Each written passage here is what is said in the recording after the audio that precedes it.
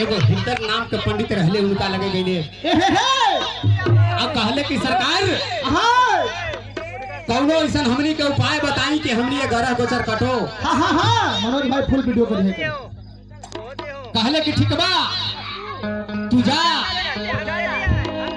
आइला 7 मन के घंट देता नहीं आई घंट के टांग के अब पूरा दुनिया में न्योता दी है जात पर जात से कोई मतलब ना रखी है तू भोज करा श्राद्ध करा आमंत्रित करके सबके खियावा और जानी है कि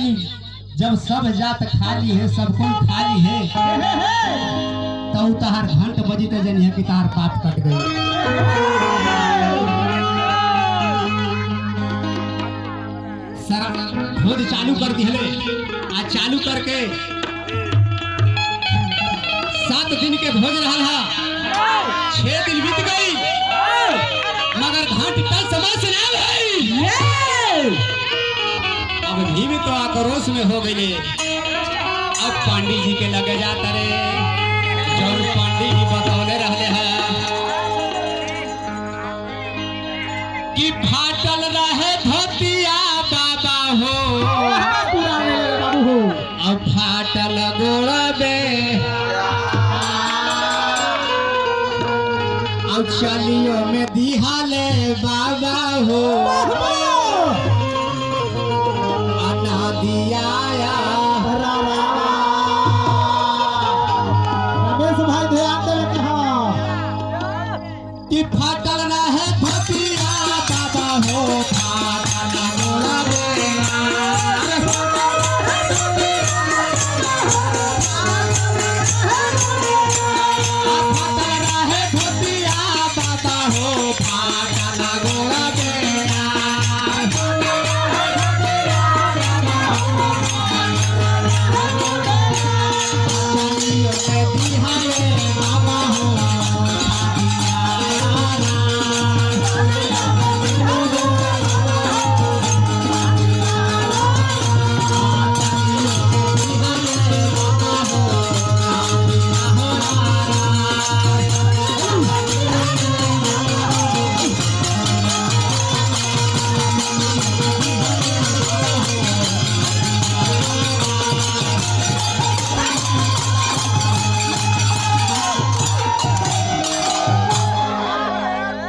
भीम के साथ हाथी के बोल रहे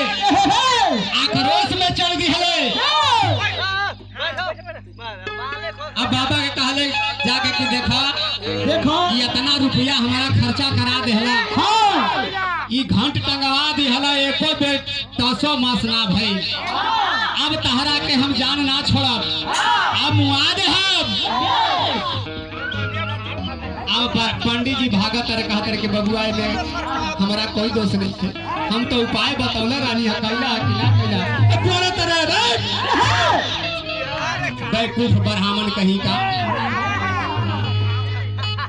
तब बताबा कि 6 दिन में के खाइल बा कहले कि सब कोई खाइल कि ना एगो सुपन नाम के डोम रहे तहारे अगना में नहीं खे गए कहले कि हां सुपन डोम तो नदिया के तीरे रहला ओकरे की हटा जाए पैसा दे दे तहां उनके लगे जइबा तब तहारी जग सफल होई।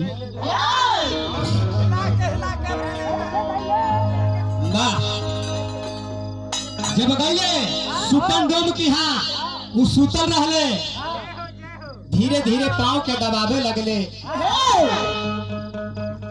सुपन के डोम के नींव टूटल